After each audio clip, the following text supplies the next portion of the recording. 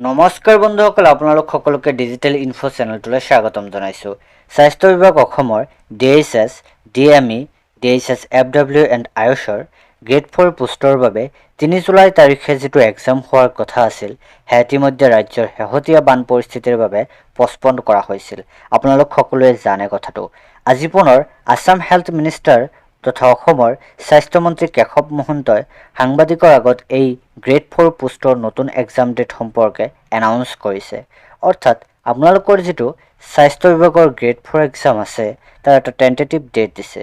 তেখেতে কৈছে যে স্বাস্থ্য বিভাগৰ নন টেকনিকেলৰ গ্ৰেড 4 এক্সামটো জুলাই মাহৰ লাষ্টত নহ'লে আগষ্ট মাহৰ ফাৰ্ষ্ট উইকমানত হ'ব। এইখিনিতে আপোনালোকলৈ সৰু এটা ৰিকুৱেষ্ট, যদি চেনেলটোত নতুনকৈ ভিজিট কৰিছে তেন্তে চেনেলটো ছাবস্ক্ৰাইব কৰি দিব আৰু কাষত থকা বেল আইকনটো টিপি দিব, যাতে আগলৈ আপলোড দিয়া ভিডিঅ'বোৰৰ নটিফিকেশ্যন আপুনি পাই থাকিব পাৰে। বন্ধুসকল, আপোনালোকে জানে হেল্থ ছাৰ্ভিচ আছামৰ DHS DME DHS FW and আয়ুষৰ নন টেকনিকেলৰ যিটো গ্ৰেড 4 এক্সামৰ ডেট আছিল, সেই ডেটটো ইতিমধ্যে 3বাৰকৈ পষ্টপন কৰা হৈছে। প্ৰথমে মে' মাহত এক্সাম হোৱাৰ কথা আছিল, সেইটো পষ্টপন হ'ল। দ্বিতীয়তে 19 জুন তাৰিখে এক্সাম হ'ব বুলি ডেট দিছিল আৰু তাৰ বাবে এডমিট কাৰ্ডো মুকলি কৰি দিছিল, তাকো পষ্টপন কৰা হৈছিল। পিছত 3 জুলাই তাৰিখে এক্সাম হ'ব বুলি ডেট দিলে, সেইটো অৱশেষত ৰাজ্যৰ শেহতীয়া বান পৰিস্থিতিৰ বাবে পষ্টপন কৰা হয়।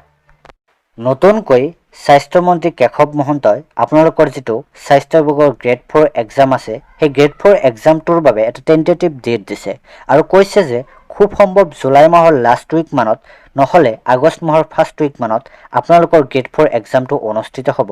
স্বাস্থ্যমন্ত্ৰী কেশৱ মহন্তই এই সম্পৰ্কে কোৱা ভিডিঅ' ক্লিপটো আপোনালোকলৈ আগবঢ়াই দিলোঁ। আমি স্বাস্থ্য বিভাগৰ পৰীক্ষা দুবাৰকৈ পিছুৱাব লগা হ'ল বানপানীৰ কাৰণে। বানপানীৰ কাৰণে বহু চেণ্টাৰত পৰীক্ষা হ'ব পৰা অৱস্থা নাছিল বা ছাত্ৰ ছাত্ৰীসকলো বা পৰীক্ষাৰ্থীসকলো অহাৰ সুবিধা নাছিল। এতিয়া এইবাৰ সেইকাৰণে অকণমান বতৰলৈ অপেক্ষা কৰিছোঁ। আমি অতি সোনকালে বোধ কৰোঁ জুলাই শেষত বা আগষ্টৰ প্ৰথম সময়তে এই পৰীক্ষা পতাৰ দিন আমি থিৰাং কৰিম।